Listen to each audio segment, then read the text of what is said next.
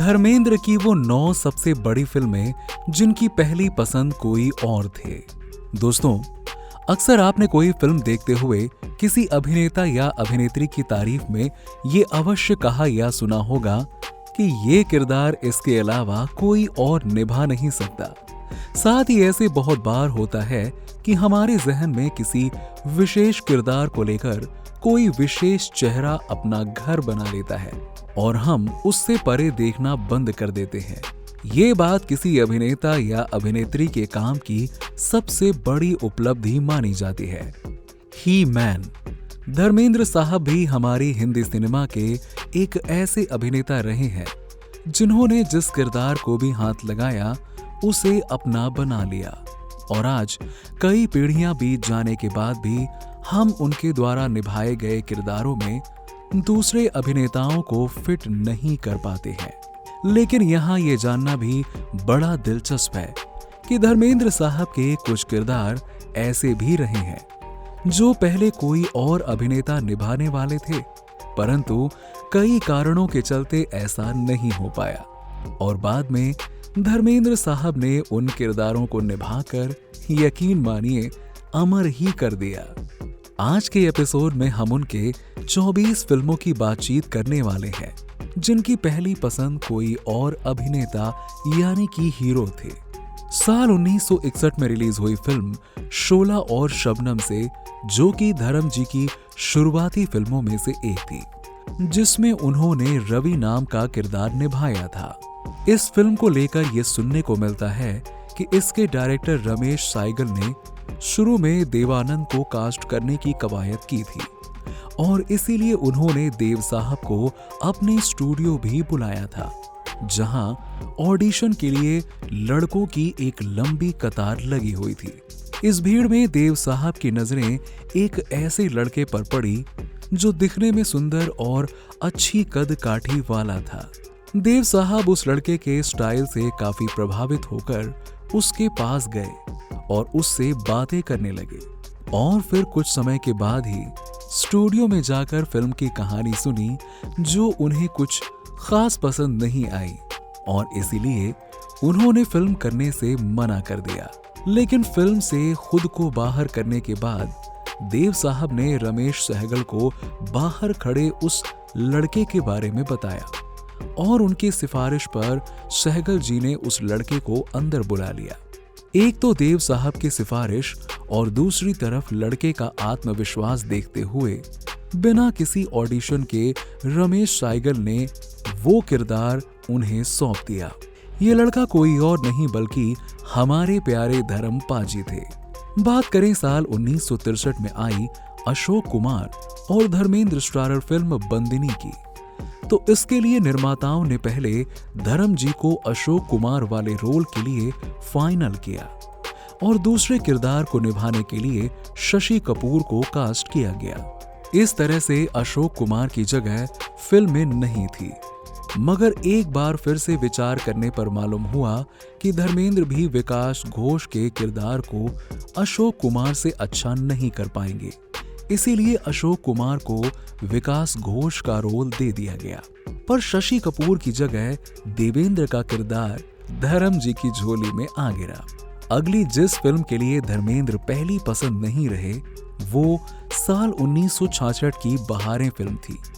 जी हाँ, अब ये जानना बड़ा दिलचस्प है कि ये गुरुदत्त की आखिरी फिल्म थी, जिसके कुछ दृश्य फिल्माने के बाद उनका निधन हो गया। गुरुदत्त साहब के निधन के बाद इस फिल्म को डिब्बा बंद करने के बजाय इस पर काम जारी रखा गया और गुरुदत्त वाले किरदार के लिए सुनील दत्त साहब को अप्रोच किया गया। लेकिन इससे पहले गुरुदत्त साहब ने सुनील दत्त को अपनी एक पुरानी अनरिलीज्ड फिल्म राज से ड्रॉप कर दिया था और इसी बात को लेकर सुनील दत्त उनसे नाराज थे और इसी नाराजगी के चलते उन्होंने बहारें फिल्म से बाहर अपने आप को कर लिया और काम करने से साफ इनकार कर दिया।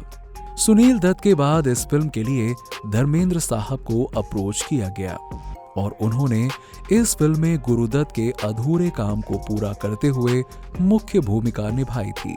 इसी साल धर्मेंद्र की एक और फिल्म फूल और पत्थर भी रिलीज हुई थी, इसकी भी पहली पसंद सुनील दत्त ही थे। अगली फिल्म के रूप में ध्यान आता है रामानंद सागर के निर्देशन में बनी सफल फिल्म आंखें, जो कि साल 1968 में रिलीज हुई थी। अपनी इस फिल्म के मुख्य भूमिका के लिए रामानंद सागर जी पहले राजकुमार साहब के पास गए थे, जिन्होंने अपने अंदाज में ये कहकर सागर साहब को मना कर दिया था कि इस फिल्म में काम करने के लिए तो मेरा कुत्ता भी तैयार नहीं है, तो फिर मैं कैसे कर सकता हूं। इसके बाद रामानंद सागर ने इसमें धर्म जी को मुख्य भूमिका के लिए कास्ट कर लिया। इसके अगले साल धर्म जी ने आशा पारेख के साथ आया सावन झूम के नाम की फिल्म में काम किया। बॉक्स ऑफिस पर यह फिल्म सफल रही। इस फिल्म के लिए पहले रतन चोपड़ा को अप्रोच किया गया था, लेकिन उन्होंने किसी कारणवश से इसे रिजेक्ट कर दिया, जिसके बाद ये फिल्म धर्म पाजी के झोली में आ गई। अगली फिल्म है साल 1972 में आई सीता और गीता, जिसमें हेमा मालिनी ने डबल रोल निभाया था और इसमें धर्म जी वाले किरदार के लिए पहले राजेश खन्ना को लिया जाना तय हुआ था। फिल्म के लेखक सलीम जावेद ने जब ये कहानी राजेश खन्ना को सुनाई तो उन्होंने ये कहकर मना कर दिया कि वो ऐसी किसी भी कहानी वाली फिल्म में काम नहीं करना चाहते जो हीरोइन के इर्द गिर्द बुनी गई हो। अगर तुम दो जुड़वा भाइयों की कहानी लेकर आते तो मैं काम करने के लिए तैयार हो जाता। बहरहाल राजेश खन्ना के मना करने के बाद ये फिल्म धर्म जी को दे दी गई। इस सूची की अगली फिल्म है प्रमोद चक्रवर्ती की कल्ट क्लासिक फिल्म जुगनू, जिसमें धर्म जी ने एक बार फिर से हेमा मालिनी के साथ में काम किया था और उनके साथ इसमें ललिता पवार और प्राण साहब जैसे अन्य शानदार कलाकार भी मौजूद थे।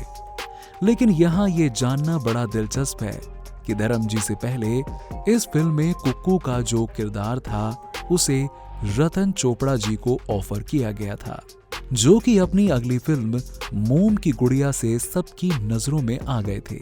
लेकिन आया सावन झूम के फिल्म की तरह ही इसे उन्होंने फिर से करने से मना कर दिया। इसी साल आई एक और फिल्म लोफर भी धर्म से पहले रतन चोपड़ा जी को ऑफर हुई थी, लेकिन उन्होंने इस फिल्म में काम करने से ही मना कर दिया और वापस पंजाब चले गए।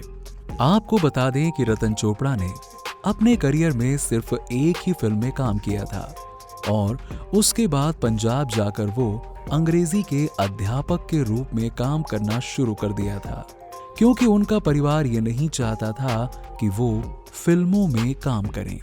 रतन चोपड़ा को अपनी पहली फिल्म के अलावा 10 अन्य फिल्मों के लिए अप्रोच किया गया था, लेकिन उन्होंने इसमें से किसी भी फिल्म में काम नहीं किया और उनके द्वारा रिजेक्ट की गई कई सारी फिल्मों को बाद में धर्म जी ने स्वीकार किया और ये फिल्में बॉक्स ऑफिस पर सफल साबित हुईं। अगली फिल्म है साल 1974 में आई रेशम की डोरी, जिसमें धर्म जी ने शानदार काम किया था, लेकिन ये फिल्म उनसे पहले राजेश खन्ना को ऑफर की गई थी, लेकिन डेट्स की कमी के कारण उन्होंने फिल्म के निर्माता को इसमें किसी अन्य अभिनेता को कास्ट करने का सुझाव दिया, जिसके बाद यह फिल्म धर्म जी के पास में चली गई। 15 अगस्त 1975 को रिलीज हुई फिल्म शोले को देखकर लगता है कि इस फिल्म के हर किरदार के लिए मेकर्स ने एक बिल्कुल सटीक कास्टिंग की थी, लेकिन आपको जानकर बहुत हैरानी होगी कि इस बेहतरीन फिल्म में काम करने वाला आपको बता दें कि इस बेहतरीन फिल्म में काम करने वाला लगभग हर अभिनेता की जो कास्टिंग है वो बहुत ही अपने आप में अनोखी कहानी है। अमिताभ बच्चन जय की जगह पर गब्बर सिंह का किरदार निभाना चाहते थे और धर्म वीरू ना बनकर ठाकुर बनने के लिए उतावले हो रहे थे। ऐसे में रमेश सिप्पी ने धर्मेंद्र साहब से ये कहा कि अगर आप ठाकुर वाला किरदार निभाएंगे तो फिर वीरू का किरदार संजीव कपूर के पास चला जाएगा और इस तरह से हेमा मालिनी को संजीव कुमार के अपोजिट कास्ट करना होगा। धर्म जी जानते थे कि संजीव कुमार हेमा मालिनी को पसंद करते हैं और उन्होंने कुछ समय पहले उन्हें प्रपोज भी किया था। रमेश सिप्पी की बात सुनकर धर्मेंद्र जी के मन में असुरक्षा की भावना पैदा हो गई और हेमा मालिनी को खो देने के डर से उन्होंने वीरू का किरदार निभाने के लिए हामी भर दी। और इसके बाद बात करते हैं साल 1978 में आई फिल्म शालीमार की, जिसमें धर्मेंद्र साहब के साथ अन्य कुछ बड़े हॉलीवुड स्टार्स भी नजर आए थे।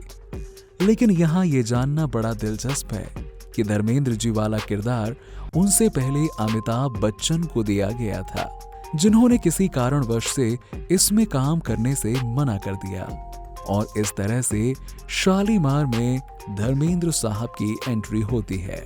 शालीमार के बाद बारी आती है फिल्म आसपास की, जिसकी घोषणा सन 1976 में ही आपके दीवाने नाम से कर दी गई थी।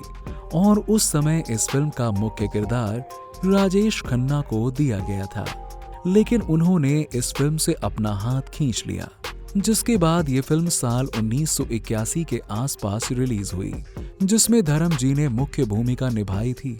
हेमा मालिनी और धर्म जी की सुपरहिट जोड़ी, जो कि साल 1983 में एक बार फिर से रजिया सुल्तान के जरिए बड़े पर्दे पर दिखाई दी। इस फिल्म का निर्माण व निर्देशन कमाल अमरोही ने किया था, जिन्होंने मुख्य भूमिका के लिए पहले अमिताभ बच्चन को साइन किया था।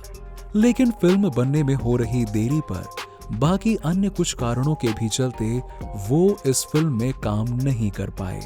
इसके बाद धर्म जी को हेमा मालिनी के अपोजिट कास्ट कर लिया गया। लोगों ने जब ये फिल्म देखी तो वो ये जानना चाहते थे कि कमाल अमरोही ने धर्मेंद्र जी को फिल्म में कास्ट क्यों किया। इसका जवाब देते हुए कमाल अमरोही ने बताया कि वो मीना कुमारी के किसी भी काम के लिए धर्मेंद्र को जिम्मेवार नहीं मानते हैं। उन्होंने धर्मेंद्र को अपनी फिल्म में इसलिए शामिल किया क्योंकि उर्दू जबान पर उनका अच्छा खासा कंट्रोल है। साथ ही उनकी डील डॉल भी फिल्म में उनके किरदार की जरूरत के हिसाब से था।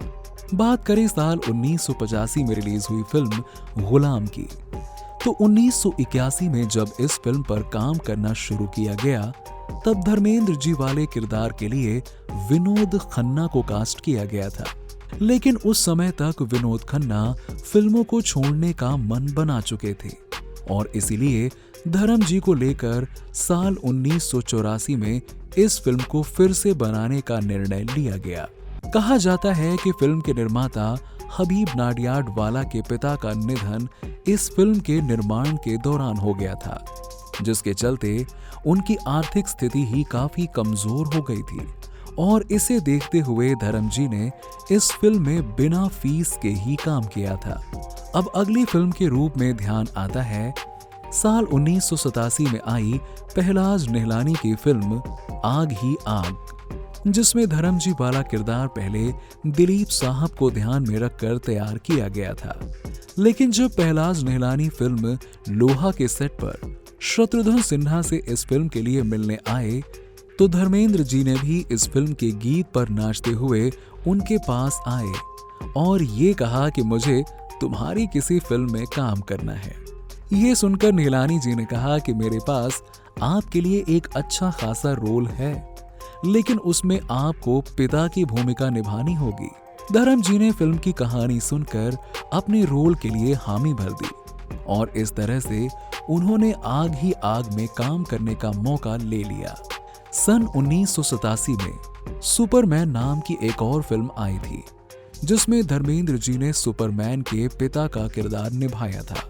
लेकिन सन 1983 में इस फिल्म को सरफरोश नाम से बनाया जा रहा था, जिसमें दारा सिंह को ये मुख्य भूमिका दी गई थी। इसके कुछ हिस्सों की शूटिंग करने के बाद वो बाहर हो गए थे, जिसके बाद धर्म जी को कास्ट किया गया था। बात करें इसके 2 साल बाद आई 1989 में वर्दी के बारे में, तो इसमें धर्म जी वाला किरदार पहले सुनील दत्त को ऑफर किया गया था, पर उनके मना करने के बाद ये फिल्म धर्म जी को मिल गई थी। गौरतलब है कि इसी साल सुनील दत्त के साथ धर्म पाजी ने फिल्म हथियार में काम किया, लेकिन उनकी भूमिका पहले शत्रुघ्न सिन्हा जी को ऑफर हुई थी। दरअसल गुलामी की सफलता को देखते हुए जेपी दत्ता ने इस फिल्म में एक बार फिर से धर्म जी के साथ काम करने का मन बनाया। बात करें साल 1991 में आई फिल्म त्रिनेत्र की, तो इसमें धर्म जी वाला किरदार पहले जितेंद्र साहब को दिया गया था और उनके मना करने के बाद ही इसमें होती है धर्म पाजी की एंट्री।